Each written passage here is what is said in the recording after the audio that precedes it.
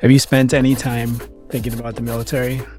Are you looking for something that provides you purpose, adventure, a chance to be part of something bigger than yourself? Stick around because I've got 5 reasons why joining the military in 2025 might just be the best decision you ever make. Hey there, I'm Ty Stebbins, founder of the Warrior Collective, and we just be pulling some insights from a Reddit post that caught my attention when doing research for this video.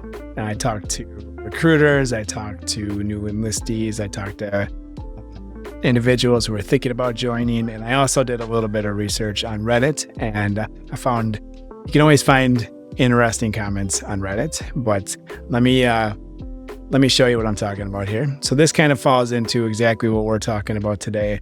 I've just approached a little bit differently. So the post was story time. I had a beer with an old timer at a VFW, and he asked me an honest question I stumbled with. And the question was why anyone would be thinking about the military in 2025. So this was a little bit more of a deep conversation, but the responses definitely fall in line with the 5 reasons that we've come up with joining in 2025. Whether you're just starting out or you're looking for a new direction, these 5 points will hopefully show you why the military may be a little more than what you think it is. So I got to put out a quick disclaimer first. We are not sponsored by any branch. We're not sponsored by the Department of Defense. The intent of the Warrior Collective is to help educate and prepare those who are on the journey of joining the military. Let's break down those 5 reasons, and then we'll go into each of them individually. So number 1, a fresh start. Number 2, educational benefits. Number 3, financial stability, aka money. Number 4, adventure and travel. And number 5, patriotism. All right, so reason number 1, a fresh start. A fresh start is like having the ability to hit reset. Let's begin with the obvious. Sometimes we all need a reset. Maybe you've made some mistakes. Maybe you're involved in some toxic relationships, or maybe you just feel stuck. The military potentially can give you the opportunity for a chance to start fresh, to leave those old routines behind, and focus on building a new version of yourself. Whether you're looking to get out of your comfort zone or just want a structured way to figure out your next steps, basically someone telling you what to do almost all the time, this is your opportunity to hit reset. One of the comments on the Reddit post was pretty spot on, and it got a lot of upvotes on it, making it a pretty meaningful response. And I can heavily relate to this one. So this Army veteran had posted, "It's a new life. I was heavily into clubbing and partying, so I wanted to get away to stop that life." And maybe some of you youngins can't quite relate to the clubbing part of it, but basically it's just making poor decisions and trying to get away from that.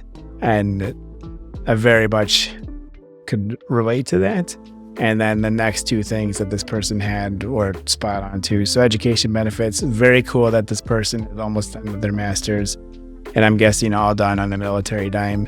And then this person also had a pretty significant event, 9/11, that helped motivate them into joining.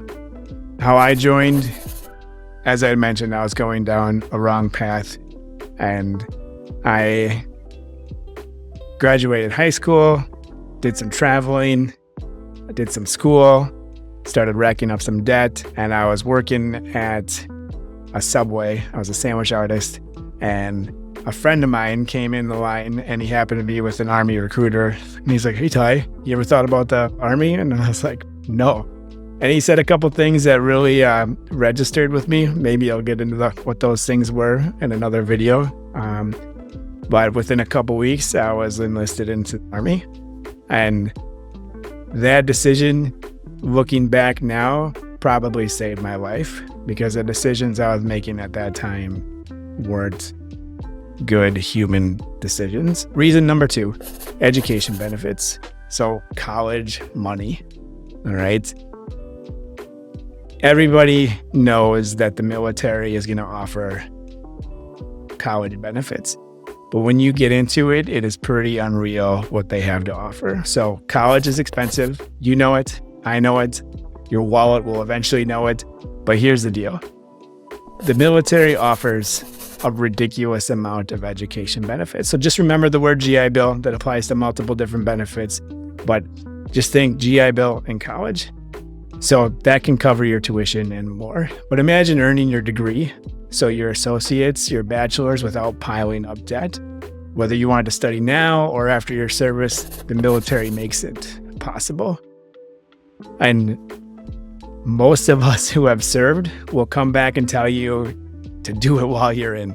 All right, do it while you're, whether you're active duty, guard, or reserve, but knock it out while you're on active duty or while you're on orders, whatever it is, because it's only going to get harder to get done the longer you wait. I want you to think of the typical 18-year-old who is going into college and getting a little bit of information in this. I came across a Business Insider article that kind of spells out the average cost. The average cost for a student in 2024 and 2025 is $11,610, and that's for state residents. The average room and board costs for the year are $13,310, so roughly $25,000. And I think what gets even scarier, especially for an old dude like me, is when you get into what that loan might look like. So again, this is the average 18-year-old going into college, what it's going to cost them per year, and then what their student debt might look like. So if you get into this a little bit further, I want you to pay attention to these two numbers. The average student is going to have anywhere from $26,000 to $85,000 in student loan debt for that period that they're in school. So essentially 4 years in-state school. And what makes it even scarier is this right here, that you're looking anywhere from a 5.5% interest rate all the way up to a 9% interest rate. That is a hefty balance for an 18-year-old kid to be going into. When I think about that for my kids, that makes my stomach churn, and it's going to be well over that by the time they get into school. Reason number 3, financial stability. Money. Money isn't everything, but let's be real, it matters. The military offers relatively competitive pay, and a lot of the times a bonus, a regular paycheck, housing allowance or housing in general, 30 days paid leave, and benefits like healthcare and retirement that set you up for financial stability. If you really want to nerd out, do some searching on TSP millionaires. All right, I want you to think about it like this. We have an 18-year-old civilian, let's just say, who is a roofer, and then an 18-year-old E1. So that 18-year-old roofer is working a bunch of hours, getting a paycheck, probably, and for an 18-year-old, probably a paycheck, but probably doesn't have insurance, still has to pay for rent, still has to pay for food, and absolutely working their butt off. Now that 18-year-old E1, and just for argument's sake, we're going to say that person entered as an E1. Yes, you can come in at a higher rank, but let's just say that 18-year-old is an E1. They are receiving a steady paycheck. They have free healthcare. They have a place to live. Yes, they might be sharing a room with other people or have a roommate, or they're getting a housing allowance. It's building towards a retirement. And if they get hurt on the job, they potentially are covered through the VA for the rest of their lives for that injury and taking care of that. One of my best buds growing up in high school was a roofer. After high school was a roofer. In his 20s, he was a roofer, and he can barely walk now because of that. If something like that happens to the military, and it's one heck of a process, but you are potentially covered with that injury with a VA rating and then care for that injury for the rest of your life. All of that is a huge head start that most young adults and even aging adults can't find on the civilian side. Reason number 4, adventure and travel. So maybe you daydream about traveling and seeing the world. The military can be that ticket for you. Warning, it also can send you to the armpit of the earth repeatedly, which has happened for a lot of us in the military. But whether it's deploying overseas or training in new locations or just experiencing things most people only watch on YouTube, the military offers adventure, camaraderie, and you might even be surprised, lifetime friends. So one of the responses in the Reddit forum really hit home with me, and it may be corny for some of you, and it might not mean anything to you yet, but this is what Welcome to Earth said. So there's still the romance of it, adventure and seeking fulfillment that they cannot find in civilian life. And for me, okay, romance, maybe not a term that some of the youngins might use, but there's the love of it. There's the love of serving. There's the love of being with your battle buddies and your wingman, whatever you want to call them. There's the love of the camaraderie. That type of fulfillment is really hard to find on the civilian side. And most military members don't realize that until they take off the uniform. It's a tough thing to cope with. If we're going off of my reasons, which isn't even technically in the top 5, but it was the love of it, the love of being with my friends, the love of serving my community, the love of serving my country. Because you can't find that. You can find it, but it's really hard to find on the civilian side. Reason number 5, patriotism, being part of something bigger than yourself. Unfortunately, patriotism has some negative connotations to it. But at its core, the military is about service. So service to your country, to your community, and the people beside you. When you join, you're stepping into a legacy of traditions and of service. So you're part of a team that's just not focused on individual success, but on serving its country.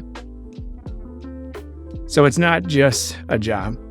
And I'm going to pause right here, and I'm going to give you a real quick lesson. Don't ever call it a job.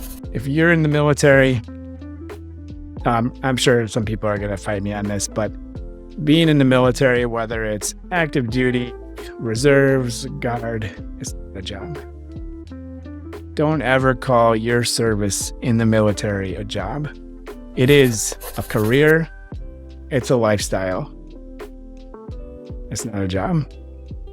So right now, when there is so much political uncertainty, being part of something meaningful is incredibly important. So your political opinion, your ethnicity, where you come from, what you like to eat, what you like to do for fun, it doesn't matter. Because when you get to basic training, it's the melting pot, all of that. Coming together as a team and becoming something bigger than yourself. And for those who have served, just think back to your graduation day and remember all the feels that you had that day. So remember the pride that you had in yourself. Remember the pride you had in your peers. And remember the pride that you had in your country. So there it is. 5 reasons to join the military in 2025. A fresh start, education benefits, consistent paychecks, travel and adventure, and a chance to serve something greater. Let me know in the comments why you joined or thinking about joining. And again, let me give you a disclaimer. First off, I say this isn't easy. Nothing about being in the military and joining the military is easy. This will be one of the most challenging things you do in your life. We are not sponsored by any branch. The Warrior Collective is not sponsored by the DoD. Our intent is to help educate and prepare those who are on the journey of joining the military.